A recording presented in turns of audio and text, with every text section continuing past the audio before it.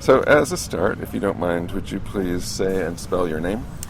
My name is Ann Powers, Annpowers. P as in pumpkin. Pumpkin, okay. And as a start, would you please just give me a brief autobiographical sketch? Where you're from, what you've done, what you're doing now, who you consider yourself to be? I was born in Seattle about a month before the Beatles came to America, 1964, and grew up there. My father worked for Boeing as an accountant for all of my life, actually. My mother was a homemaker, as they say. I have one brother. Lived in Seattle until I was about 20, and moved to San Francisco at that point. I had started writing about music professionally when I was in high school. I wrote for my high school paper, and there was a local music rag that saw my high school interviews with new wave bands and liked them, and so one of the editors there asked me to write for that magazine, which was called The Rocket, which also was the first home to people like Matt Groening and Linda Berry, and mostly cartoonists, not other famous writers. But then I moved to San Francisco. I studied creative writing at San Francisco State. Did a lot of alternative journalism there. I was at the San Francisco Weekly when it became the San Francisco Weekly, and before that it had been Calendar, the magazine of poster art, and continued to write about music and culture in San Francisco throughout the 80s. I was there until 1992, from 1984 to 1992. And so that was an amazing era to be in the Bay Area. ACT UP, oops, it's our beautiful bells. It was an amazing era to be in the Bay Area because it was an era of queer activism, a lot of street activism. For someone like me who was really interested in music and culture and subcultures, and was kind of like a punk rock new wave girl who hung out in bohemian circles pretty exclusively. It was a really fruitful time to be there. I got involved in kind of stuff around the NEA struggles during that time, and did a lot of activism and organizing around that. Did a lot of marching in the streets, with Queer Nation and ACT UP, and really consider myself an arts activist as much as a journalist during that time. But I also went to grad school, so I went to grad school in Berkeley, did my master's there in English, American literature, graduated there in 1992, and just as I was about to enter the PhD program, I had been writing journalism this whole time for places like the Village Voice. I started writing for the Village Voice in '89. That was after I met my now husband, Eric Weisbard, who's from New York, and kind of showed me that I could be more than a regional journalist, think beyond San Francisco, which I have to admit I never really wanted to when I was younger. I loved the Bay Area, and I didn't think anywhere else could be as good or matter as much. But anyway, I started writing for The Voice. John Perlis at the Times, New York Times, saw some of my stuff and asked me if I wanted to move there and start working for the Times, which I did in '92, thus abandoning my potential career in academia. And I remember I was reading Beowulf at the time in Old English, and it was a tough choice, right? Continue with Beowulf. Yeah, right, exactly. Well, when you first went to grad school, what was the thought? What did you think you were going to do? Well, I think I did think. I mean, gosh, I was trying to think of how old I was. 1990. So I was 26, 27, and partly I was just, besotted with my new boyfriend who was in grad school, and I thought that would be an interesting place to be. I had ambitions to become an academic at that time, but it was funny because I always found the academic environment, I'm not going to say hostile because it wasn't hostile, but it was like, I always felt like I was treated like a strange plant. Like how do you how did I fit in? It was never really clear. The program I went to at Berkeley was this terminal master's program that was designed for non-traditional students.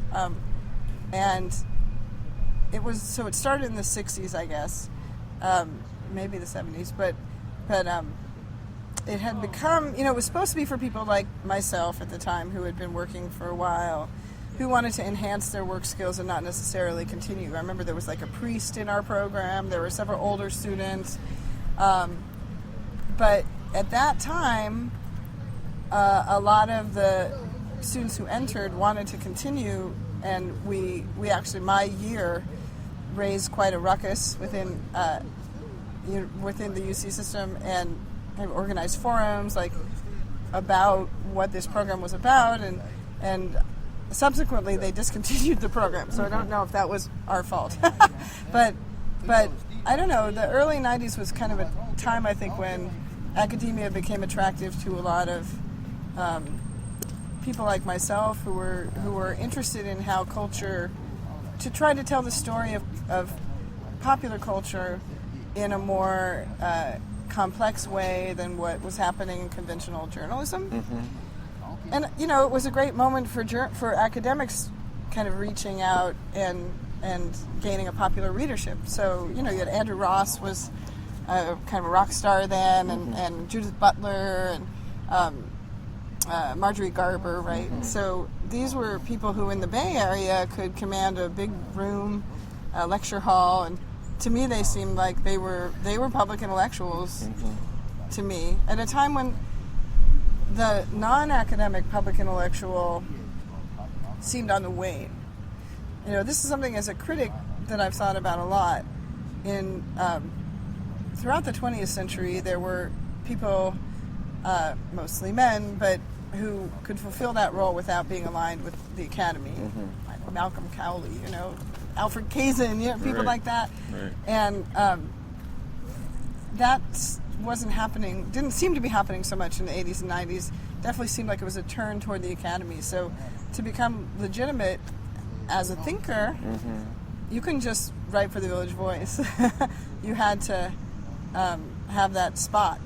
And, it's like I remember going to the MLA one year. I was on a panel. I often got put on panels because I was a journalist, right? And so I had this cachet. And I was like on a panel at the MLA, even as a grad student. And I remember Jane Gallup was there and giving a talk, and she was so fabulously dressed, and the room was overflowing. And I think on some level I wasn't thinking very strategically. I was mostly thinking emotionally, like, well, why can't I be like that? I want to wear fabulous designer clothing and speak about gender and sexuality to large groups of people. What's not to like? What's not to like, right? And so I went to grad school, but what I found when I got there was that, like I said, it wasn't that the environment was hostile or inhospitable exactly, but there wasn't a clear place for someone like me who wrote in a way that wasn't strictly informed by the languages of academia. And go ahead. Yeah, well, so I want to come back to that because, we'll pick up the story from your years at the Times in a minute. But first, let's back up. You said that even in high school you were writing, and you were writing about music. I was. So, first of all, were you ever interested in becoming a musician? I didn't think I had the talent to become a musician. I never really, I played whatever classical guitar as a child, and I never had the facility to really, or maybe it was actually not the facility, but the discipline mm-hmm. to commit to an instrument. And my age meant that I just missed Riot Girl and the movement within my kind of music at the time, rock, indie rock, punk rock, that would tell someone like me that I could do it. I was an okay singer. I sang throughout high school and choir and all that, and there was definitely a point when I thought that I would like to be a performer. But I didn't think I had the talent, Mm-hmm. I wasn't great at holding a tune. But it's funny because I do often think that if I'd been just a little bit younger, I probably would have tried it. Uh-huh. So So let me add one more thing about that. Sure. Which is that the other thing is, it's not just about Riot Grrrl showing girls that they could do something if they didn't have conventional talent. It's also about the difficulty of finding a space as a woman in a mostly male-dominated scene. And because I was a good writer and I loved writing, I quickly realized that was a way I could be in the music scene and have a reason that was beyond. Sorry to interrupt. I was going to ask you if y'all are interested. No, sorry, we're doing an interview. You know, and yeah, like it was my space, it was my ground that I could stake, and I didn't, you know, just have to be there because like I was a potential groupie or something. And since writing came easy to me, that became my easy space to inhabit. But of course, for a long time throughout my career, I thought, well, what I do isn't legitimate in the way that making music is legitimate.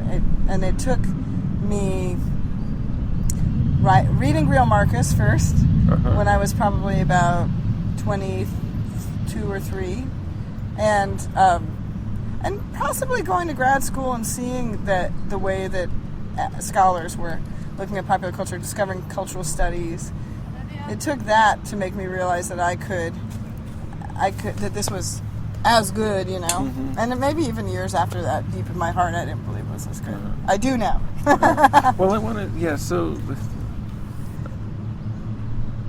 how do you think about the relationship between your kind of finding your way to criticism as a kind of mode of self-expression? And your kind of political coming to consciousness. I mean, how would that go as a narrative? Very intertwined. First step was probably reaching way back. I remember in high school, somehow I got a hold of these like anarchist International Workers' World buttons that I used to wear. It was the punk era, right? So we all wore lots of buttons, and one of them was Question Authority. That was a popular one. So I had like a nascent sense of politics even before I got into reading feminist works. But it was when I was a freshman in college and took my first women's studies class. You know, women's studies was really the way, and it just completely opened my eyes to two things. To one, the potential of, I think, criticism, because I view those fundamental texts of second wave feminism as cultural criticism, as well as, you know, obviously political acts. So from that moment on, the thing that I kind of wanted to do without even knowing I wanted to do it was intertwined with my feminist politics. Another thing that happened early on... Well, I have to interrupt you. So where... The University of Washington. Right, but where do you think your own feminist politics came from? Like, who are your kind of... Like, who would be my touchstones? I want to say, like, reading Shulamith Firestone, The Dialectic of Sex, maybe. Although I'm not, you know, that may be a revisioning of history. It was... I have a couple textbooks that were... I once wrote a piece for the Village Voice, I'll say, about, like, kind of celebrating those fundamental texts of women's studies. And I think I got it mostly from textbooks, you know. I don't know that I was sitting and reading, like, full-on works by someone like Robin Morgan or I think it was more reading, like, just bits and pieces of all that work. And... I mean, reading Joan Didion mattered, definitely. Every writer says that. But, you know, I think what I learned from her was that you could write beautifully about non-fictional subjects. But as far as my politics went, God, I'm trying to think if there was one fundamental work that I read. I don't know. What about your family? Were your parents political? Oh, my God, no. My parents were older. My dad was in World War II. And they were total greatest generation Catholics, Irish Catholics. So, although my mom was really a reader, but she read mostly kind of spiritual Catholic stuff, which I read a lot of, you know, and I read Dorothy Day, and I read but I also read like St. John of the Cross and stuff like that. I was always interested in that kind of stuff, but I don't know that informed. I'm trying. Even in high school, did I? Gosh, I don't know if I had particular aha texts. And I'm trying to think. It was like, were there musicians who taught me about that? I remember going to a march when I was in high school.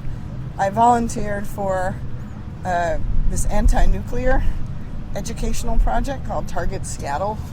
That was all about anti-nuclear stuff. Was very big in the late 70s and early 80s. It's probably about 80. I graduated in 81. Dixie Lee Ray was in office. Oh yeah. And I remember going to a march with my best friend Nick, and they all were singing. Everyone at the march was singing this song. My mom's a feminist, so I understand. I believe in equal rights. I'm gonna lend a hand. I never forgot that. And of course we made fun of it. We were like punk rock kids, whatever, but new wave kids more. But there was something about like that intertwining of activism. I was starting to do activism, writing about music. Obviously, there was some political stuff happening with the bands. That's another thing I was going to mention, was that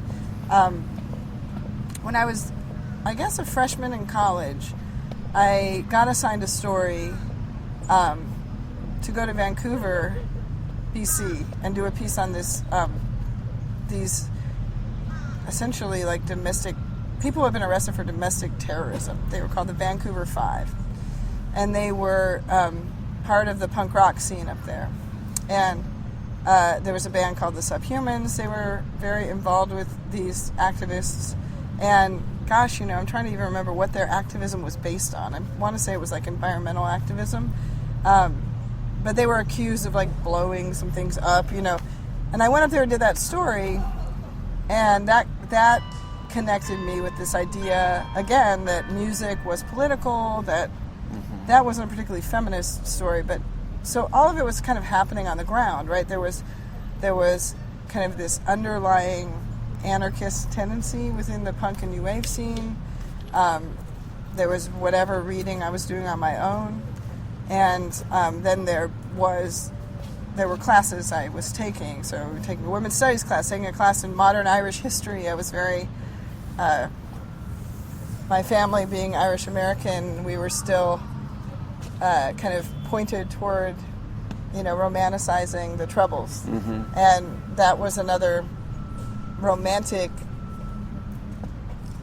semi-fictional to me, the way I experienced it, world that showed me that politics could be exciting and kind of romantic. But it was, I loved the Clash. I don't know. I mean, sometimes, on some level, it was fairly facile. It was just like, these cool bands are political, right, and they hate racism, and then there was like all this feminist stuff. I remember, Lucy O'Brien gave a talk at Pop Conference about Leeds punk and its connection to feminism, and how when she was in college, she's about my age, I guess, in Leeds, that was when the Yorkshire Ripper was killing women, and how that really energized the political side of the scene.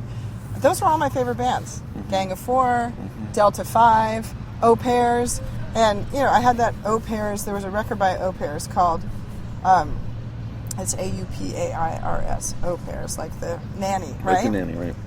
Which was a intergender band, men and women, and they had an album called Playing with a Different Sex. On the cover is this kind of day-glowed image of these, I think, Viet Cong soldiers who are women running with their bayonets, and it had songs about like female orgasm, and it also had a song about the women of Armagh who went on a hunger strike to protest the Troubles. Or did they go on a hunger strike to protest the nuclear stuff, which might have happened too, I can't remember. Because Green Common was also happening at this time. So, see, it was all of a piece to me, like politics, punk, things I would do on the weekend. Yeah. Well, you said that it took you some time, or maybe a long time, to feel like it was a legit thing to do, to write about music. Sure. But clearly, you kind of found a voice for it long before it might have seemed legit to you. Yeah. Do you remember the moment, or the piece, or the kind of general circumstances of not just feeling like you were writing as a good critic, but that Right. you actually found the mode of criticism to be an occasion for a kind of self-expression or Oh, of yeah. a kind of politics that was meaningful and important to you. Definitely. When I worked for the SF Weekly, San Francisco Weekly, I wrote a column that was initially like a calendar type column. Friday night, Chuck Prophet is playing at the I-Beam, whatever. But I turned that column into something different, which was I did things like interviewed Andre Serrano, went to Karen Finley performances and reviewed them. Interviewed the curator of there was this woman who had this strange little museum in Oakland that was like the museum of I can't remember what she called it exactly, but it was full of she was an African American woman, and the museum was full of racist images, right? So she was kind of keeping this museum that was showing. This was way before Eric Lott, okay? Showing all these pickaninnies or whatever, and that stuff. Every day something was opening my eyes like that, and I was lucky enough to have this column, which was initially called, it had the unusual title of Street Life, that allowed me to talk about exactly where culture and politics met. I was a student at San Francisco State studying creative writing. So I already had, I was studying with a poet now deceased named Mark Linenthal, and I had some other good teachers there. Kathleen Fraser was there doing avant-garde feminist stuff. And my friends and I founded a literary magazine. My boyfriend at the time, Gary Sullivan, who went on to be kind of a well-known prankster poet, we founded this magazine, and we did helicopter. That never happens in Tuscaloosa. We did, it was the moment of language poetry, so it was all fairly highfalutin and obscure, but I was the one who got assigned, the interviews because I was the journalist, right? So I was looking at literary texts, and then I was looking at political stuff that was happening on the ground. Obviously, like I said before, this was mid-'80s San Francisco, and the AIDS crisis was totally ruling everyone's consciousness and ruling everyone's activism, and making us think about how your lifestyle was political, and in a way that was, for our generation, not just a vestige of the 60s. My generation, I think, my age, I'm kind of like this weird age in between the boomers and X. But I really think of my generation as like the ACT UP Queer Nation generation. And then when I went to New York, that only intensified because, of course, I went to work for the Village Voice. But before then, I don't know, am I getting at your question? Yeah. I'm trying to think. So that column allowed me to develop, and also that column also made me realize that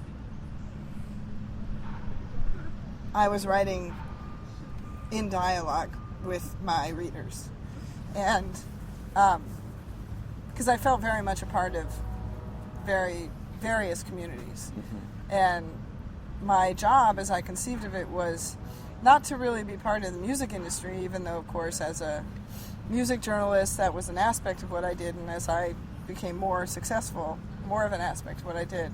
But that's not where my root, not where I felt like my root was. My root was more about this local community of people who were,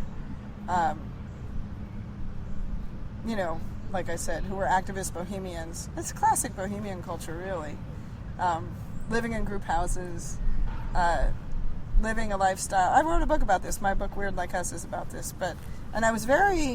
And that book, Weird Like Us, is about that time in San Francisco, and is about how we bohemians were not just, slacking off and taking drugs, although we were doing that, but that we had a set of values, and we were trying to develop that set of values, and essential to that, well, bad word, fundamental to that was queerness and kind of not anti-consumerism, but kind of trying to revise and rethink our relationship to consumerism. Mm-hmm.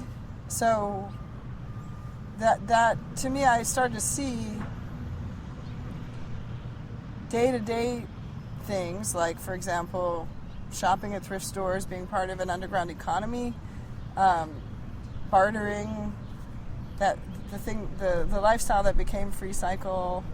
I could see how that was political. To me, that was political. As political as, getting out in the streets, if not as political as voting, ultimately. So I was very into symbolic politics. And then, I found cultural studies. There we go. It had been legitimate. So let's rejoin the story where I interrupted you with Riot Girl, basically, that period. Can you reflect a little bit about, actually, if you could do it in two different modes, could you tell me about your experience of it at the moment? Yeah. But then also kind of looking back now as a cultural historian, kind of how you assess what was going on, especially in the Northwest. Right. Well, for me personally, it was strange because by the time Riot Girl happened and grunge happened, I was living in New York, actually. And I wasn't part of the local scene. I had friends who were part of the local scene, and subsequently have made more friends who were part of the scene because I moved back to San Francisco in 2001. To Seattle in 2001. But personally for me, I was working at the Village Voice. I moved to New York in 1992 to take a job at the New York Times as a glorified stringer. I was getting, I don't remember, not very much money per month to write a certain number of pieces. Quickly, so that happened. Quickly I realized I couldn't be in New York and not work at the Voice. This is a bit of a sideline, but the Voice is so fundamental to who I am that I need to get this in here. So I think it was 4 months later, 6 months maybe after I was I might be getting the time wrong. I'm terrible with time. It's all the ecstasy I took and acid. But not very long after I was working for the Times, I was still hanging out completely with the Voice, the crowd at the Voice. So I had become friends with Bob Christgau and just everyone there. We were all friends. And a job opened up, interestingly enough, not as a music editor, but as feminist editor. They had a half-page column every week that was devoted to feminist issues, and that was my initial job at the Voice.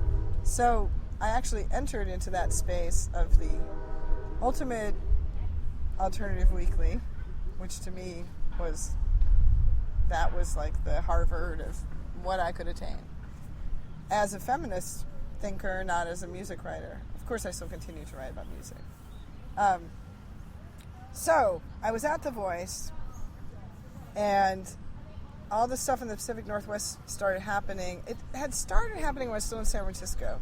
I remember going to Seattle to do a piece, I'm pretty sure for the San Francisco Weekly, that was about the Seattle scene. At this time, which I believe was around 1990, we thought Mudhoney was going to be the band, right?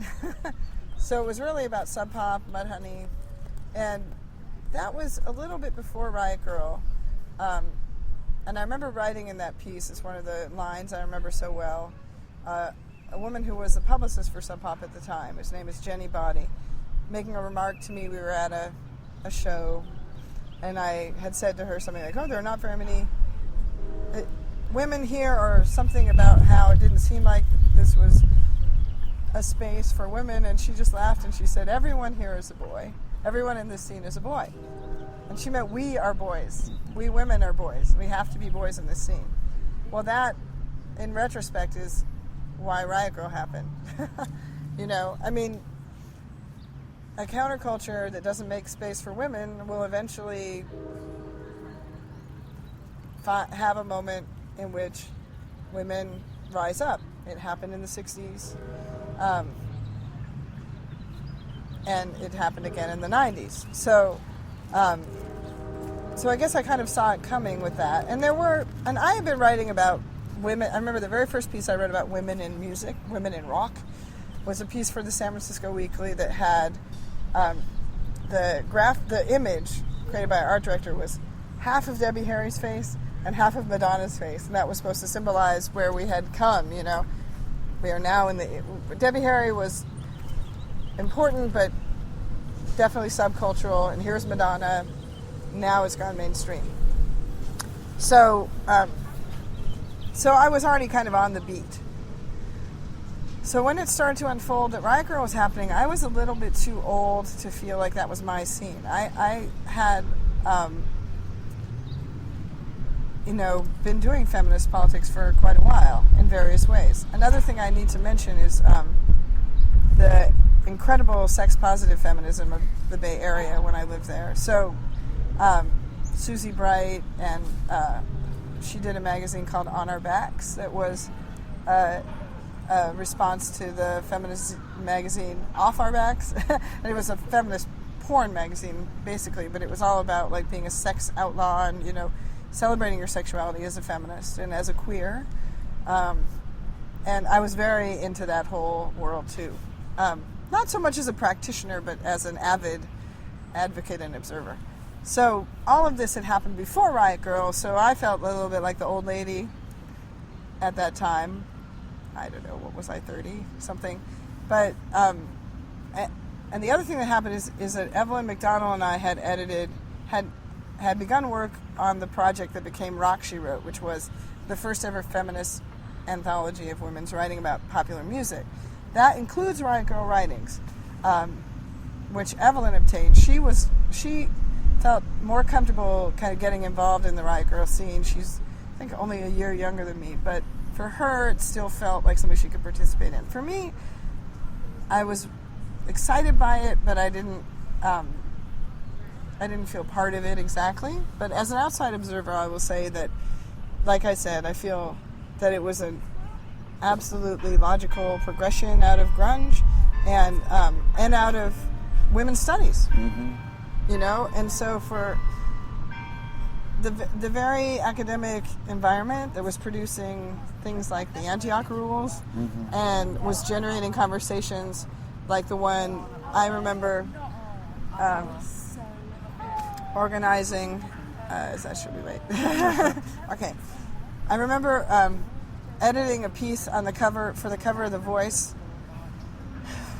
Must have been, I have to look up the date, of college women talking about sex. It was around the time when Katie Roiphe put out her book The Morning After, mm-hmm. and there was all this debate about was identity politics like destroying sex on campus and off, and editing this like 6-way conversation with these young women who are all college students about that subject. This was all happening the same time Riot Girl was. So it was manifesting. I guess that's one important thing I'd say about the Riot Girl moment that I think is often forgotten, which is that Riot Girl was not like isolated. It was geographically isolated, but culturally it was part of a bigger moment. Mm-hmm. And it was also part of a moment of queer politics that can't be forgotten. It was the post-ACT UP, and we're really in the queer nation now. So there's still a lot of activism, a lot of fabulous performance is happening around queer politics. Amazing writing is happening. But to me, I was much more influenced by like David Wojnarowicz than I was by any Riot Girl writings. So, but that said, I don't want it to sound like I'm anti-Riot Girl or something. I think it's great. I just felt like everything that was said, I think I was very snobby at that moment in my life. Because I remember having a similar reaction to Naomi Wolf when she came out and she did The Beauty Myth. Being like, oh my God, have these people not read, early 70s? Sure. It's like, yeah, right, Robin Morgan or whatever, and Susan Griffin. Have they not read that stuff? Have they not read Tilly Olsen's Silences? What's wrong with them? And have they not read Bell Hooks or Alice Walker or Audre Lorde, That was the other thing about Riot Girl, of course, that was made it not my scene, was that by that time, being in New York and working at The Voice, I was part of a much more interracial and multicultural world, mm-hmm. and I would never have done anything. I say this in a self-mocking tone because I think I was very concerned with being politically correct, but I would never have felt comfortable within a movement that was just white girls. You know, I mean that just, but I can give some insight, which is that, you know, Pacific Northwest is not a very racially diverse place, and particularly, it's changed a lot in the past 20 years, but particularly at that time, it really was. I don't think it was a gestures of exclusion. I think it was merely like who's present.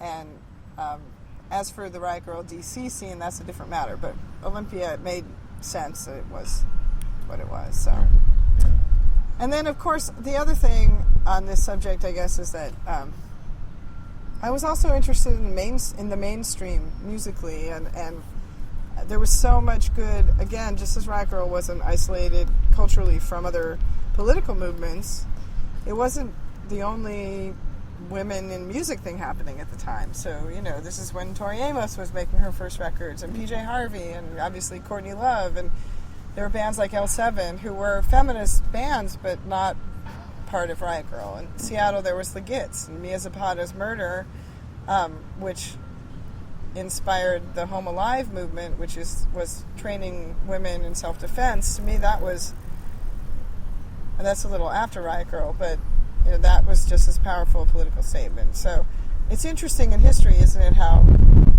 these touchstones, almost a moat gets built around them when we look back on them. And I also think that Riot Girl's story, as Sarah Marcus's book proves, it's like a little adventure story. It's very translatable to a neat narrative, and these other movements not so much.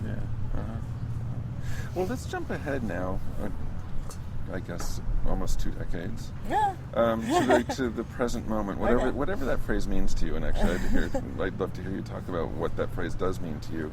I've been talking to people all over the country, all kinds of different kinds of people: carpenters, federal judges, artists, poets, unemployed office workers, and everyone across the spectrum seems to have this shared sense that it's a really portentous moment in America. A moment of, 3 years ago I would have said hope and danger, now more danger perhaps, but nonetheless that there's this sense that, I mean, it's almost like in Mr. Smith Goes to Washington, when they flip the coin and the coin lands on its edge and it stays there, that's where we are. But I wonder if you could first of all just talk about this recent moment in American life, and how it strikes you, how you've experienced it, what seems important about it. But also then to kind of take one step back and kind of think as your critical self, kind of what's been the most meaningful soundtrack to these years? Like, what is it's easy to look back to the civil rights years and pick out, Inner City Blues or something as Aretha Franklin, right? There's just a whole string, right? Country Joe and the Fish, whatever, Right. Jimi Hendrix. Is the culture serving us that way now? And if so, like, who are the folks? Yeah, that's a good question. I think,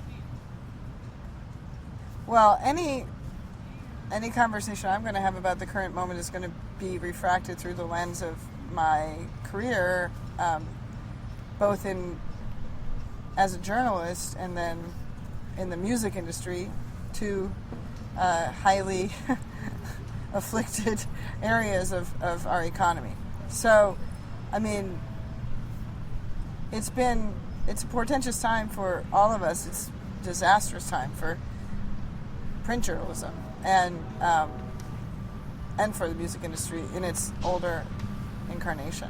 I always tend to be an optimist. I've been lucky in that I've always been able to find work, which has not been true for so many people that I know. I worked at the LA Times from 2006 to 2009, and 2010 rather, 4 years.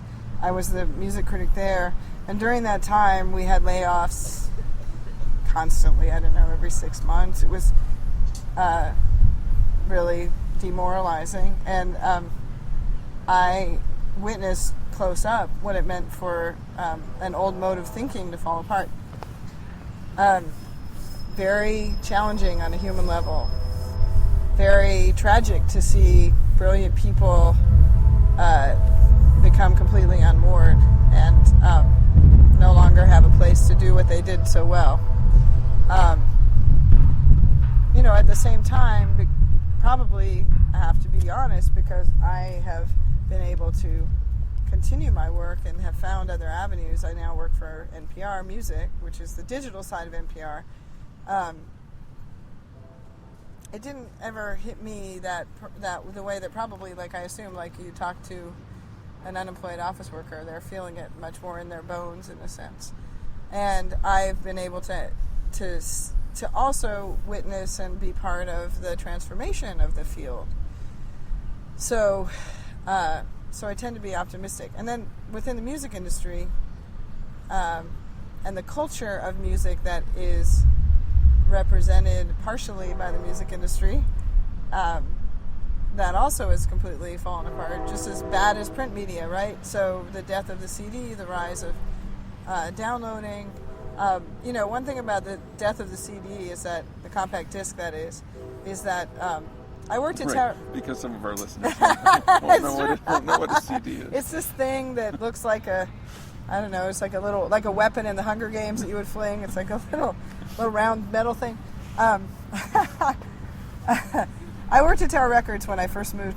Tower Records in San Francisco when I first moved to San Francisco. They had a big flagship store on Columbus and Bay. That was my first real job in San Francisco. And I was working there when the first CDs came in. And I remember the first one was it was like a demo CD. It was by an artist called Flim and the BBs. Who were they? They were some studio band, no one knew. But it was this neat toy, like laser discs that rich people would buy. And we never thought, at that time, forget it. It was like, these things are so expensive. They're so much more expensive. You could buy records at that time. I think the list price was like $7.99. You could find great records new for $4. And here were these $17 things, $18 things. The inflation was so obvious. And that's why I knew that CDs were doomed from the start. It was your classic market rigging, right? And it was a karmic sin. It was a sin. I'm mixing religions. But it was just wrong. It was like a wrong move by the music industry to charge so much money for CDs. And I think behind that, there is a bit of karma, and there's a bit of, it's not surprising to me, and it shouldn't be surprising to anyone in the music industry, that kids don't feel obligated to pay for this stuff. There's a long conversation we could have about that. But I guess what I'm trying to get at in terms of the recession and the moment we live in is that, what am I trying to get at? I think its effect on culture has been paradoxical and confusing, because on the one hand, I do feel that the access to technologies, both as for writers, for critics, for cultural commentators, and for artists, for musicians, for every kind of artist, is so much easier now, that we have this incredible flowering of expression. I read 3 great reviews of the new Madonna record by 3 different female writers this morning, all of whom are fairly established female writers, but I could probably find 5 more on blogs. That never would have happened when I wrote about Like a Prayer. You never would have had half a dozen great think pieces on a new record by feminist writers, all available at your fingertips. Mm-hmm. Okay. And it's not as true. I feel that Ernest Hardy I was on a panel with Ernest Hardy, the great African American cultural critic, a while back, and he was talking about how even in new media, people of color are not as well represented. I think that's true. I feel that for reasons we could analyze, the web remains a segregated space, and that's sad but not surprising, given that we live in America. Mm-hmm. So I want to qualify that. But what I'm trying to say is that On one level, if you take out the money side of things, this is the greatest era that I've ever lived in as a writer and as a music fan. There's more music. I can hear more things all the time. I can hear something. I could get up in the morning and hear something from 1900 and hear something that had been made last night. Yesterday I listened to a record a guy had made on his iPhone. You know? This is happening. It's great. And kids are learning how to make beats when they're like 8 years old. That's exciting. But what happens is when you try to make a life out of these pursuits, it's just impossible now for young people and increasingly for older people too. Like for people who I thought would never be out of work, right? You know, it's not a vertical journey anymore. You're not rewarded for years of toil anymore. I could name names, but you know, there's many great journalists and critics I know who are struggling now, who've been laid off after, Robert Christgau was laid off after, 34 years of writing. It's ridiculous. It makes me sick to see that. So I'm constantly in this state of like flux emotionally around these issues. On the one hand, I'm like, out with the old. It was restrictive. We have to be realistic about that when it comes to media, to realize that the death of print media might be a great thing. It's not a bad thing that the walls have been pushed down and that you can have so many different kinds of people doing the work. On the other hand, the kind of supported work, financially supported work that makes for great news reporting and let's just say it makes for great criticism too. Criticism that you have the luxury of thinking about for more than 2 hours before you have to say something. That is endangered and it's disturbing, because how are we going to get to that place of thoughtfulness and repose again where we can have those really generative conversations? I don't know, because to me criticism, I'm totally veering off here, but to me criticism feels very much like a competition now. It's like an Olympic sport, a sprint. Who can run the fastest? Who can get out that brilliant essay on Lana Del Rey? A new artist emerges like Lana Del Rey. Within 48 hours, there's like 12 essays about her, and I feel this incredible pressure. Like, I got to produce something. And then you can also, with social media, fool yourself into thinking, well, I tweeted something really smart. I wrote 2 sentences that people liked and retweeted. I'm done. I don't have to think about this anymore. And we always have to go back to the economic issues around this. Like, what's being rewarded?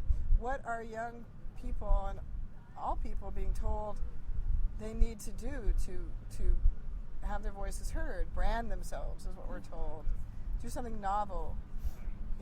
Produce a Tumblr that has amusing pictures of animals.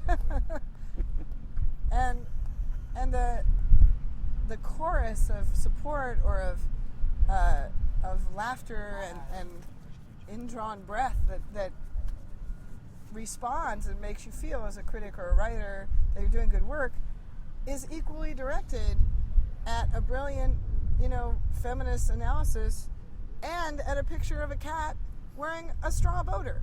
It's exactly the same.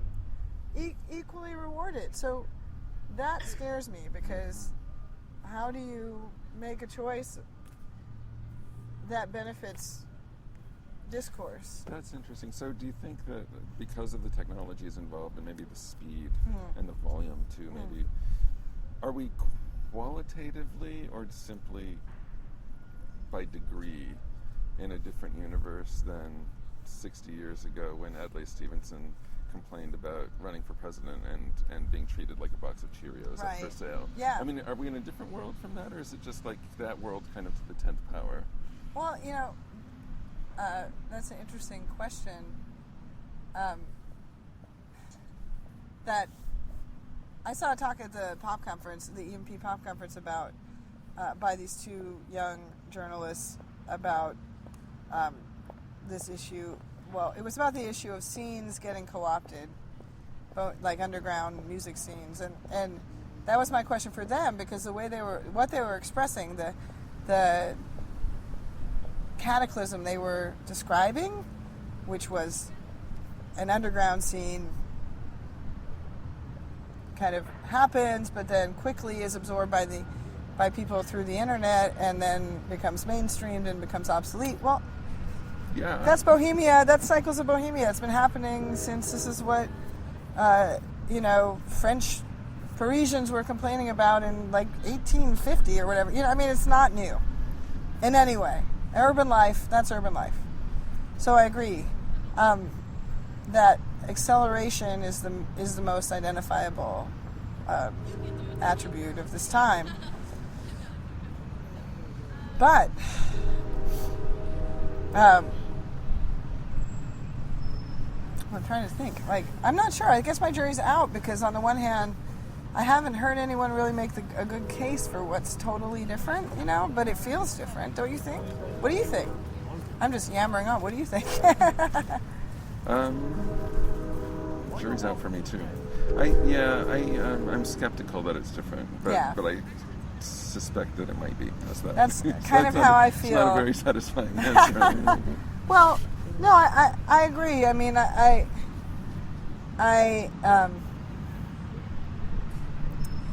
think the most important linchpin of what's going to change, the linchpin is social media and interactivity. And the internet itself, a couple years ago when it was still about blogging, that's just acceleration. Right. But everything becoming a conversation, and that's not necessarily dire either. That's maybe good. But it doesn't encourage the belletristic tradition that I love. And then it just comes down to, is that something people treasure in and of itself, the way they treasure like artisan cheese, right? Or like a great craft beer, and they'll be like the desire for it will be there as an aesthetic experience.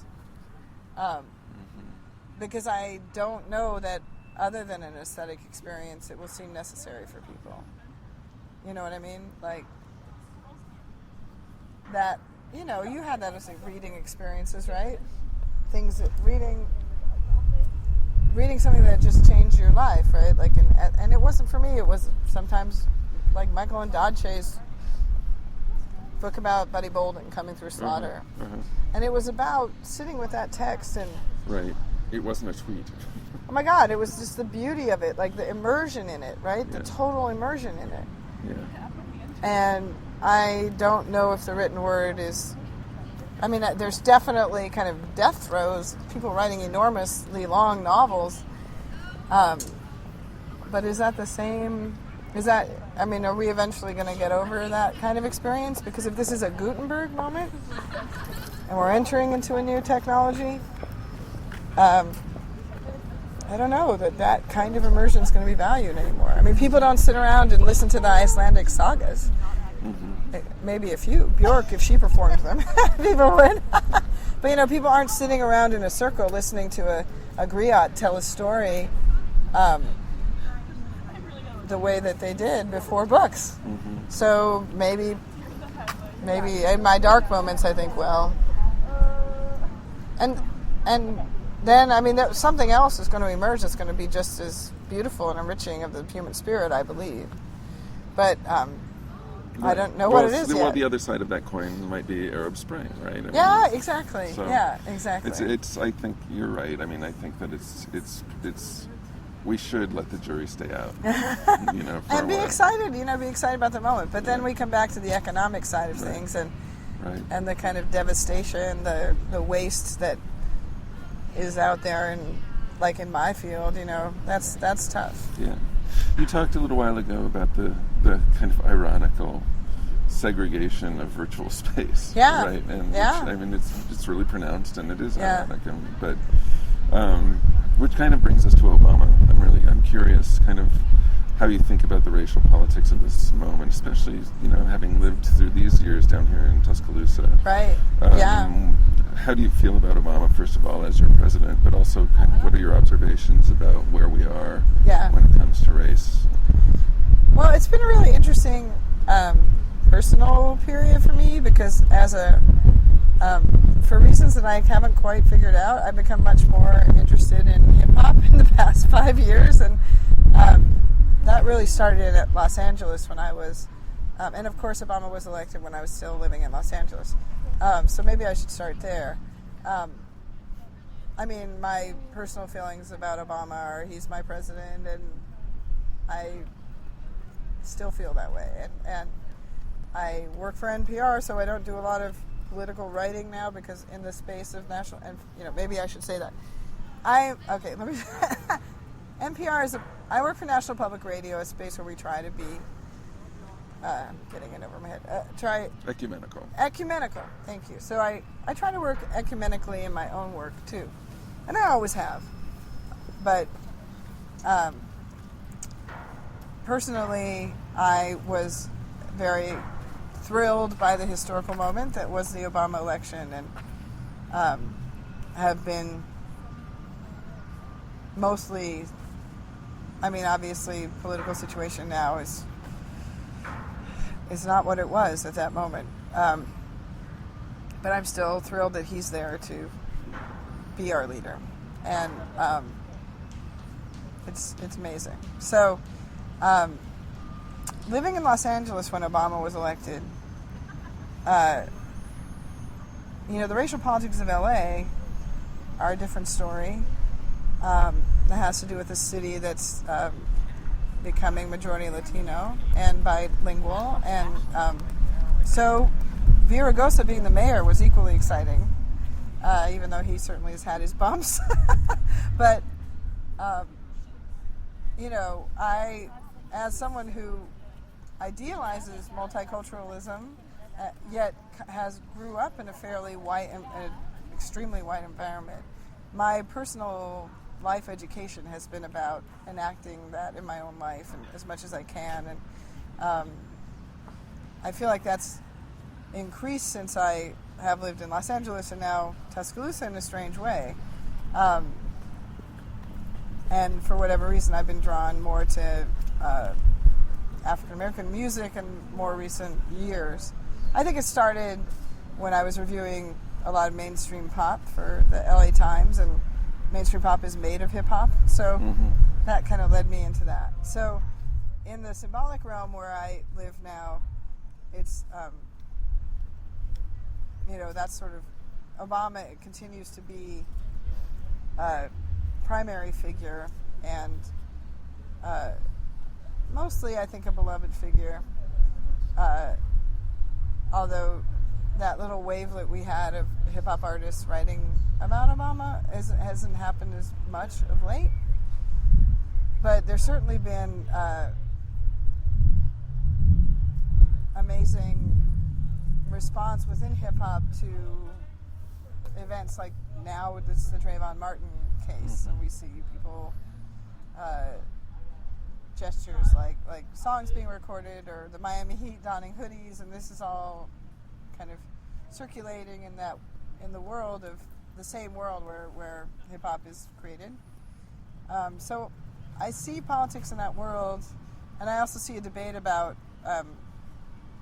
materialism that's happening in that world that's very interesting. So someone like Jay-Z, the record that Jay-Z and Kanye West made last year, Watch the Throne, this past year, which is very celebratory of being rich and achieving a lot on material basis, and was criticized for that by some, but also is trying to tackle the history of racism and trying to, like big mainstream artists like that, I think at times now are trying to parse whether their material success is some kind of achievement in light of the history of racism. And I don't think always succeeding in doing that. At the same time, you have this kind of nihilistic edge with groups like Odd Future, groups that are popular, or artists who are popular on the internet, that is disturbing to me. That, you know, I look at pictures of Trayvon Martin and I think, God, he could be in Odd Future. He looks like the kids in Odd Future. Did he listen to Odd Future? I don't know the answer to that question.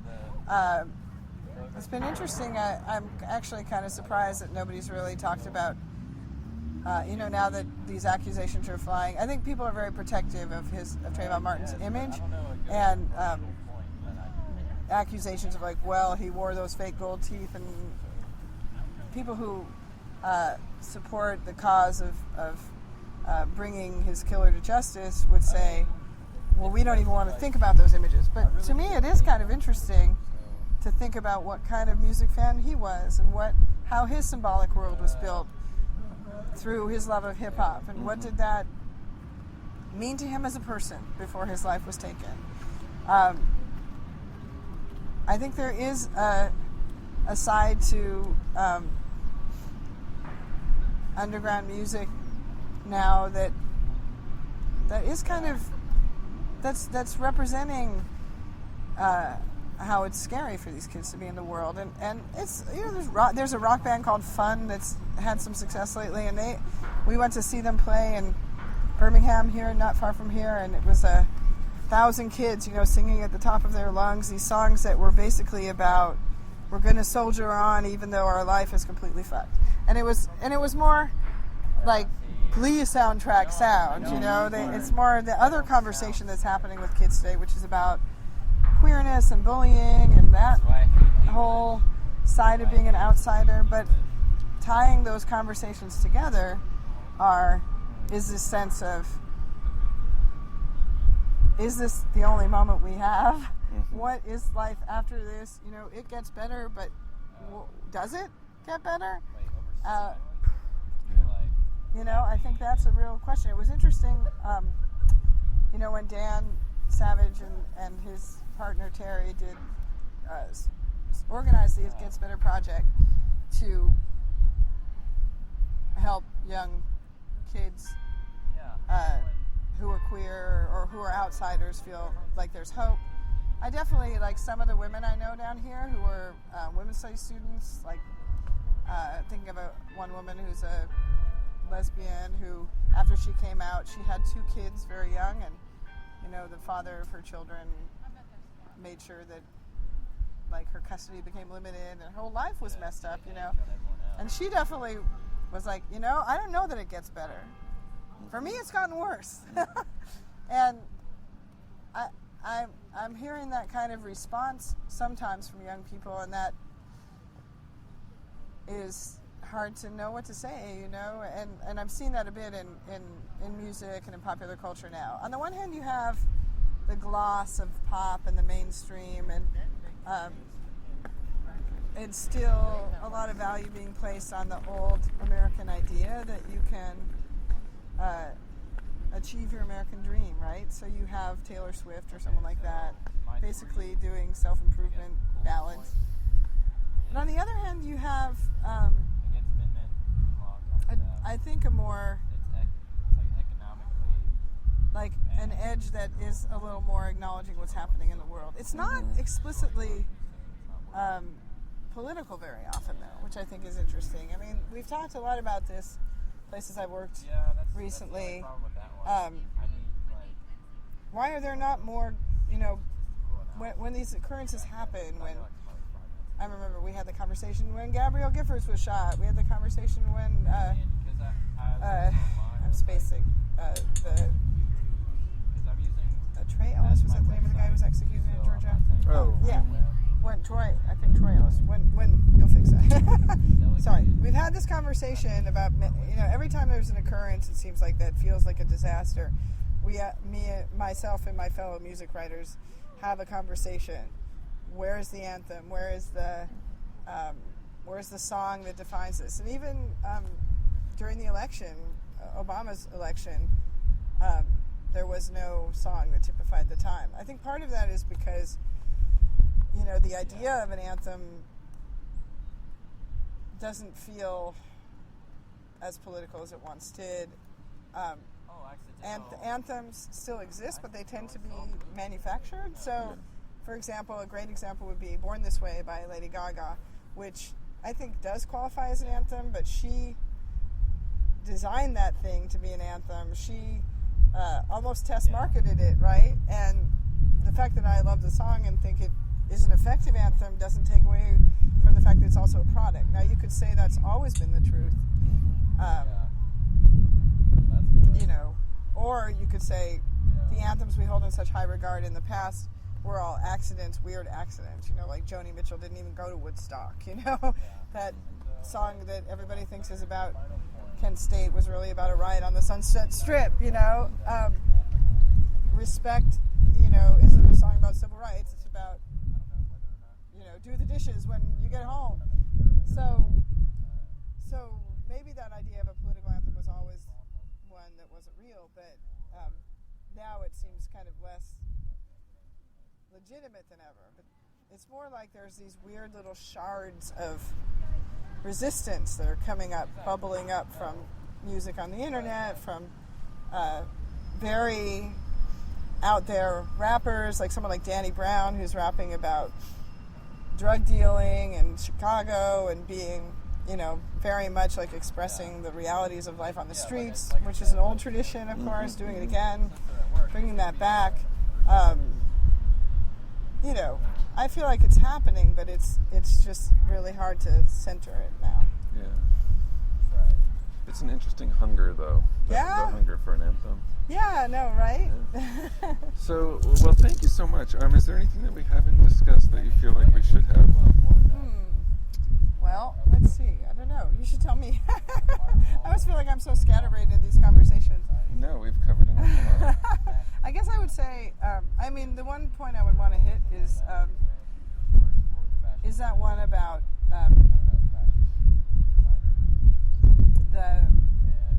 the material reality, the economy, how the economy is like this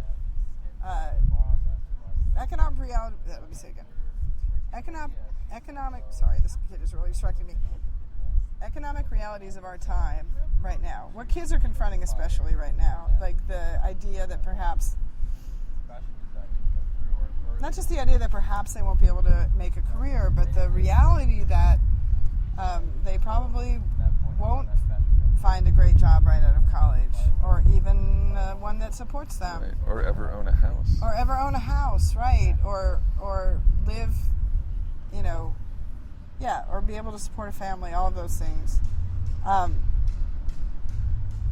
feel like that's like the ghost in our culture right now, that you see it in the Hunger Games, you know, you see it in what movies kids are attracted to, you see it in what games they play, what video games they play, you hear it in the music, and it's interesting to me that it hasn't coalesced into you know, we don't have even like a Kurt Cobain figure at this time, and I wonder if that's a fundamental change in culture, is the formation of icons. Is that something